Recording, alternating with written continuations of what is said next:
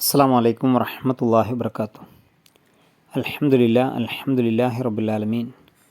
അസ്സലാത്തു വസ്സലാമു അലാ റസൂലിൽ അമീൻ വഅലാ ആലിഹി വസഹ്ബിഹി അജ്മഈൻ. അമ്മാ ബഅദ്. റബ്ബി ഇശ്റഹ് ലി സദ്രി വയസ്സിർ ലി അംരി വഹ്ലുൽ ഉഖ്ദത മിൻ ലിസാനി യഫ്ഖഹു ഖൗലി. ഇൻ ഉരീദു ഇല്ലൽ ഇസ്ലാഹ മസ്തതഅതു വമാ തൗഫീഖി ഇല്ലാ ബില്ലാഹി അലൈഹി തവക്കൽതു വഇലൈഹി ഉനീബ്. പ്രിയമുള്ള സഹോദരി സഹോദരന്മാരെ, സൂറ അൽ ജാസിയ 24 മുതൽ 27 വരെയുള്ള സൂക്തങ്ങളാണ് ഇന്നീ ക്ലാസ്സിൽ നമ്മൾ ചർച്ച ചെയ്യുന്നത്. 23-ാം സൂക്തത്തിൽ അള്ളാഹു ഇച്ഛകളെ ഇലാഹാക്കുന്നതിനെക്കുറിച്ച് സൂചിപ്പിക്കുകയുണ്ടായി. മനസ്സിൻ്റെ താല്പര്യങ്ങൾക്കനുസരിച്ച് മാത്രം കർമ്മങ്ങൾ ചെയ്യുകയും ചിന്തിക്കുകയും ചെയ്യുന്ന മനുഷ്യൻ, ദൈവിക കൽപ്പനയെ നിഷേധിക്കുന്നവൻ, അവൻ്റെ ഗതിയെക്കുറിച്ച് നിങ്ങൾ ചിന്തിച്ചിട്ടുണ്ടോ? അവനെ അള്ളാഹു സുബ്ഹാനഹു വ തആല ദുർമാർഗത്തിൽ തള്ളിയിരിക്കുന്നു. അവൻ അങ്ങനെ ആഗ്രഹിച്ചതുകൊണ്ടാണ് അള്ളാഹു അത്തരം ഒരു ദുരന്തമായ പരിസ്ഥിതിയിലേക്ക് അവനെ കൊണ്ടെത്തിച്ചത്. അവൻ്റെ കാതുകൾക്കും മനസ്സിനും അള്ളാഹു മുദ്ര വച്ചിരിക്കുന്നു, കണ്ണുകൾക്ക് മൂടിയിട്ടിരിക്കുന്നു. അള്ളാഹുവിന് ശേഷം ആരാണ് അവനെ മാർഗദർശനം ചെയ്യുക എന്ന് നിങ്ങൾ ചിന്തിക്കുന്നുണ്ടോ?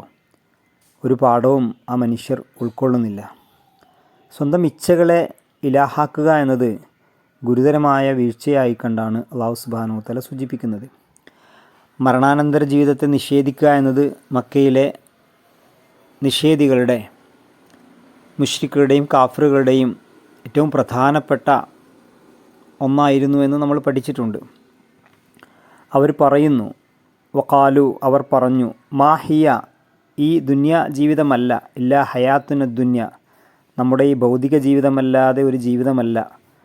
നമൂത്തു, നാം മരിക്കുന്നു, വനഹിയ, നാം ജീവിക്കുന്നു, വമാ യുഹ്ലിക്കുന, നമ്മെ നശിപ്പിക്കുന്നില്ല, ഇല്ല ദഹർ, കാലമല്ലാതെ, വമാ ലഹും, യഥാർത്ഥത്തിൽ അവർക്കില്ല, ബിദാലിക്, അതിനെപ്പറ്റി ഒരു വിവരവും, മിൻ ഇൽമിൻ, ഇൻഹുമില്ലാ യദുന്നൂൻ, അവർ ഊഹിക്കുക മാത്രമാണ്. വൈദാ തുത്ല, വായിച്ചു കേൾപ്പിച്ചാൽ, അലൈഹിം, അവർക്ക്, ആയാത്തുന, നമ്മുടെ വചനങ്ങൾ, ബയ്യിനാത്തിൻ, വ്യക്തമായി, മാക്കാന ഹുജ്ജത്തും, അവരുടെ ന്യായവാദമല്ല, ഇല്ലാ ഖാലു, അവർ ഇങ്ങനെ പറയുകയല്ലാതെ, ഇഅ്തു, നിങ്ങൾ കൊണ്ടുവരിക, ബി ആബാഇന, ഞങ്ങളുടെ പിതാക്കളെ, ഇൻ കുൻതും സ്വാദിഖീൻ, നിങ്ങൾ സത്യവാദികളാണെങ്കിൽ. കുൽ, പ്രവാചകർ അവരോട് താങ്കൾ പറയുക, കുലില്ല, അള്ളാഹുവാണ്, യുഹീക്കും, നിങ്ങളെ ജീവിപ്പിക്കുന്നത്, സുമ്മ യുമീത്തുക്കും, പിന്നെ നിങ്ങളെ അവൻ മരിപ്പിക്കും, സുമ്മ യജ്മാവുക്കും, പിന്നീട് നിങ്ങളെ അവൻ ഒരുമിച്ച് കൂട്ടും, ഇലാ യൗമിൽ ഖിയാമ, ഉയർത്തെഴുന്നേൽപ്പ് നാളിലേക്ക്, ലാ റൈബ ഫി, അതിലൊട്ടും സംശയമില്ല, വലാക്കിൻ, എന്നാൽ അക്സറന്നാസ് ലാ യഅലമൂൻ, മനുഷ്യരിലേറെ പേരും അറിയുന്നില്ല. വലില്ല, അള്ളാഹുവിനാണ് മുൽക്കുസ്സമാവാത്തി വൽ അർള്, ആകാശഭൂമികളുടെ ആധിപത്യം. വയൗമ, ഒരു നാളിൽ, തഖൂമു, നിലവിൽ വരുന്ന, അസ്സാഅത്ത്, അന്ത്യനാൾ, യൗമൈദിൻ, അന്ന്, യഹ്സറു, നഷ്ടത്തിലായിരിക്കും, അൽ മുബ്തിലൂൻ, അസത്യവാദികൾ. എന്താണ് ഈ കൂട്ടർ പറയുന്നത്? ജനം പറയുന്നു, നമ്മുടെ ഈ ഐഹിക ജീവിതമല്ലാതൊരു ജീവിതമില്ല തന്നെ, നമ്മുടെ മരണവും ജീവിതവും ഇവിടെ തന്നെയാണ്, കാലചക്രമല്ലാതെ മറ്റൊന്നും നമ്മെ നശിപ്പിക്കുന്നില്ല. യഥാർത്ഥത്തിൽ ഇതേപ്പറ്റി ഇവർക്കൊരു ജ്ഞാനവുമില്ല, അവർ കേവലം ഊഹാപോഹങ്ങൾ പറയുകയാണ്. അഥവാ ഭൗതിക ജീവിതത്തിന് ശേഷം മനുഷ്യരിനൊരു ജീവിതമില്ല എന്നാണല്ലോ മക്കയിലെ ആളുകൾ വിശ്വസിക്കുകയും പ്രവാചക പ്രബോധനത്തെ നിരാകരിക്കാൻ ഉന്നയിക്കുകയും ചെയ്ത കാര്യം. എന്തടിസ്ഥാനത്തിലാണ് അവർ ഇത് പറയുന്നത്? ശാസ്ത്രീയമായ ഒരു ജ്ഞാനത്തിൻ്റെ അടിസ്ഥാനത്തിലാണോ? അല്ല, കേവലം ഊഹങ്ങൾ മാത്രമാണ്. മറ്റൊരർത്ഥത്തിൽ പറഞ്ഞാൽ, അവർ മരണാനന്തര ജീവിതം ഇഷ്ടപ്പെടുന്നില്ല. ഈ ദുന്യാവിൽ വെച്ച് ചെയ്ത കർമ്മങ്ങൾക്ക് ഒരു പ്രതിഫലം ലഭിക്കണം, നീതി ഉണ്ടാകണം, ന്യായമുണ്ടാകണം എന്നതൊരിക്കലും അവർ ആഗ്രഹിക്കുന്നില്ല.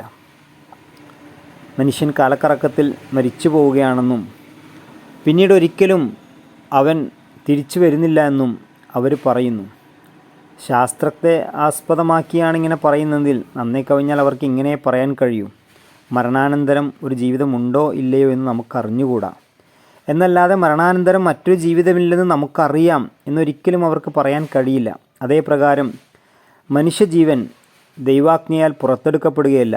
ഒരു ഘടികാരം കുറേ കാലം നടന്ന ശേഷം നിന്നു പോകുന്നത് പോലെ മനുഷ്യൻ മരിച്ച് അവസാനിച്ചു പോവുകയാണ് എന്ന് വാദിക്കാനും അവർക്ക് കഴിയില്ല.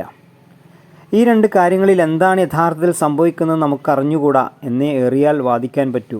അപ്പോൾ പ്രശ്നം ഇതാണ് അടിസ്ഥാന പ്രശ്നം. സയ്യിദ് അബുൽ അല മൗദൂദ് സാഹിബ് വളരെ മനോഹരമായിട്ടാണ് ആ ഭാഗം നമ്മോട് പറയുന്നത്. മാനുഷിക വിജ്ഞാനോപാധികളുടെ പരിധിയിൽ മരണാനന്തര ജീവിതം ഉണ്ടാവാനും ഇല്ലാതിരിക്കാനും ജീവൻ പിടിച്ചുവെക്കപ്പെടുകയായിരിക്കാനും കാലത്തിൻ്റെ കറക്കത്തിൽ മനുഷ്യൻ സ്വയം നശിക്കുന്നതായിരിക്കാനുമുള്ള സാധ്യതകൾ തുല്യമാണ്.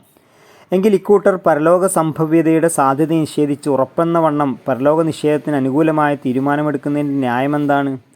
ഈ പ്രശ്നത്തിൽ ഇവർ അന്തിമ തീരുമാനമെടുക്കുന്നത് തെളിവിനെ ആസ്പദമാക്കിയിട്ടല്ല, മറിച്ച് ജഡികേച്ഛകളെ ആസ്പദമാക്കിയാണ് എന്നതല്ലാതെ വാസ്തവത്തിൽ ഇതിന് വല്ല ന്യായമുണ്ടോ? കാരണം അവരുടെ മനസ്സ് ആഗ്രഹിക്കുന്നത് മരണാനന്തരം ഒരു ജീവിതം വേണ്ട. മരണത്തിൻ്റെ യാഥാർത്ഥ്യം അസ്തിത്വത്തിൻ്റെ തിരോധാനവും ഇല്ലായ്മയുമായിരിക്കണം, അല്ലാതെ ആത്മാവ് ദൈവത്താൽ പിടിച്ചെടുക്കപ്പെടുന്നവയാവരുതെന്ന്. അതിനാൽ അവർ സ്വന്തം താൽപ്പര്യത്തിനിണങ്ങിയ വിശ്വാസ പ്രമാണമുണ്ടാക്കുകയും അതല്ലാത്തതെല്ലാം നിഷേധിക്കുകയും ചെയ്യുന്നു.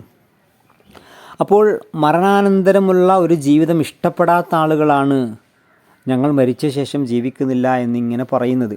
അള്ളാഹുവിൻ്റെ മറുപടി നമ്മുടെ സുവ്യക്തമായ സൂക്തങ്ങൾ കേൾപ്പിക്കുമ്പോൾ അവർ പറയുന്ന ന്യായം ഇതുമാത്രമാണ്: ഞങ്ങളുടെ പിതാക്കളെ ഒന്നിങ്ങ് ഉയർത്തെഴുന്നേൽപ്പിച്ചു കൊണ്ടുവരിക, നിങ്ങൾ സത്യവാന്മാരാണ് എങ്കിൽ. പരലോക സംഭവ്യതയ്ക്ക് ഉറച്ച ഭൗതിക തെളിവുകൾ നൽകുന്ന സൂക്തങ്ങളാണ് ആവശ്യം. അള്ളാഹുവാണ് നമ്മളെ സൃഷ്ടിച്ചത്. അള്ളാഹു മനുഷ്യരിൽ നിന്ന് പ്രവാചകന്മാരെ തിരഞ്ഞെടുത്തു. ആ പ്രവാചകന്മാരിലൂടെ ദൈവത്തെക്കുറിച്ച്, ദൈവിക വിജ്ഞാനീയങ്ങളെക്കുറിച്ച്, ജീവിത യാഥാർത്ഥ്യങ്ങളെക്കുറിച്ച്, മരണാനന്തര ജീവിതമുള്ള പരലോക വിശ്വാസത്തെക്കുറിച്ചും സ്വർഗനരകങ്ങളെക്കുറിച്ചും നമ്മെ പഠിപ്പിക്കുന്നു. പരലോകം ഉണ്ടായിരിക്കേണ്ടത് യുക്തിയുടെയും നീതിയുടെയും താൽപ്പര്യമാണെന്നും അതിൻ്റെ അഭാവത്തിൽ ഈ ലോകത്തിലെ വ്യവസ്ഥയഖിലം നിരർത്ഥകമായി തീരുമെന്നും ഒരു മനുഷ്യൻ സ്വന്തം ബുദ്ധി ഉപയോഗിച്ച് ചിന്തിച്ചാൽ അവന് മനസ്സിലാകുന്ന കാര്യമാണ്. അവരുടെ മറ്റൊരു വാദം, ഞങ്ങളുടെ പൂർവ്വപിതാക്കളെ ഞങ്ങൾക്കൊന്ന് ജീവിപ്പിച്ച് കാണിച്ചു തരിക, നിങ്ങൾ സത്യസന്ധനാണ് എങ്കിൽ. അവരുടെ ന്യായത്തിൻ്റെ ആശയം ഇങ്ങനെയാണ്: ആരോടെങ്കിലും മരണാനന്തര ജീവിതം ഉണ്ടാകുമെന്ന് പറയുകയാണെങ്കിൽ അപ്പറയുന്നവൻ അനിവാര്യമായും മരിച്ചുപോയ ഒരുവനെ കല്ലറയിൽ നിന്ന് ഉയർത്തെഴുന്നേൽപ്പിച്ച് മുമ്പിൽ കൊണ്ടുവരേണ്ടതുണ്ട്. അയാൾ അങ്ങനെ ചെയ്യുന്നില്ലെങ്കിൽ മരിച്ചുപോയവർ എന്തെങ്കിലും വീണ്ടും ഉയർത്തെഴുന്നേൽപ്പിക്കുമെന്ന് വിശ്വസിക്കാൻ അവർക്കാവില്ല. അപ്പോൾ ഞങ്ങളുടെ മുമ്പ് മരിച്ചുപോയ ആരെങ്കിലും ഒന്ന് ജീവിച്ച് വരട്ടെ, എങ്കിൽ ഞങ്ങൾ വിശ്വസിക്കാം. എന്നാൽ മരിച്ചുപോയവർക്ക് ഒറ്റയ്ക്കൊറ്റയ്ക്ക് പലപ്പോഴായി ലോകത്ത് ഉയർത്തെഴുന്നേൽപ്പിക്കപ്പെടുമെന്ന് ഒരു പ്രവാചകന്മാരും പറഞ്ഞിട്ടില്ല. പറഞ്ഞതിൻ്റെ ആശയം ഇങ്ങനെയാണ്: ലോകാവസാനത്തിന് ശേഷം അള്ളാഹു എല്ലാ മനുഷ്യരെയും ഒരേ സമയത്ത് ഒരുമിച്ച് പുനരുജ്ജീവിപ്പിക്കും. അവരുടെ കർമ്മങ്ങളെല്ലാം വിചാരണ ചെയ്യും. അവരുടെ കർമ്മങ്ങൾക്കനുസരിച്ച് ശിക്ഷകൾ വിധിക്കുകയും ചെയ്യും എന്നാണല്ലോ പ്രവാചകന്മാരുടെ വാദം അള്ളാഹു പ്രവാചകന്മാരിലൂടെ അറിയിച്ചത്. അപ്പോൾ അവർ ഇപ്പറയുന്ന വാദം തീർത്തും തെറ്റാണ്. പ്രവാചകനോട് അള്ളാഹ് പറയുന്നു, അള്ളാഹുവാണ് നിങ്ങൾക്ക് ജീവിതമേകുന്നത്, പിന്നെ അവൻ നിങ്ങളെ മരിപ്പിക്കുന്നു. ഇത് അവർക്കുള്ളൊരു മറുപടിയാണ്. കാലചക്രത്തിൽ സ്വയമേവ വന്നു ചേരുന്നതാണ് മരണം എന്ന വാദത്തിനുള്ള കൃത്യമായ മറുപടി ഇതാണ്. എന്താണ്? ജീവിതം യാദൃച്ഛികമായി ലഭിച്ചതല്ല. നിങ്ങൾക്ക് ജീവിതം തരുന്നതും നിങ്ങളിൽ നിന്നത് തിരിച്ചെടുക്കുന്നതും അള്ളാഹുവാണ് എന്ന് കൃത്യമായിട്ട് അവരോട് പറയുന്നു. പിന്നീട് ഉയർത്തെഴുന്നേൽപ്പ് നാളിൽ അവൻ നിങ്ങളെ ഒരുമിച്ച് കൂട്ടും. അത് സംഭവിക്കുമെന്നതിൽ ഒരു സംശയവും വേണ്ട. അള്ളാഹുവിൻ്റെ മറുപടി വളരെ കൃത്യവും വ്യക്തവുമാണ്. ഞങ്ങളുടെ പൂർവികരെ ഇങ്ങ് ജീവിപ്പിച്ചു കൊണ്ടുവരിക എന്ന അവരുടെ വെല്ലുവിളിക്കുള്ള മറുപടി ഇങ്ങനെ കൂടിയാണ്: അതിപ്പോൾ സംഭവിക്കുകയില്ല, ഒറ്റപ്പെട്ട രൂപത്തിലും ഉണ്ടാകില്ല, മറിച്ച് എല്ലാ മനുഷ്യരെയും ഒന്നിച്ച് സമ്മേളിപ്പിക്കാൻ ഒരു ദിവസം അള്ളാഹു കണ്ടുവച്ചിട്ടുണ്ട്. പക്ഷേ അധിക ജനങ്ങളും അറിയുന്നില്ല.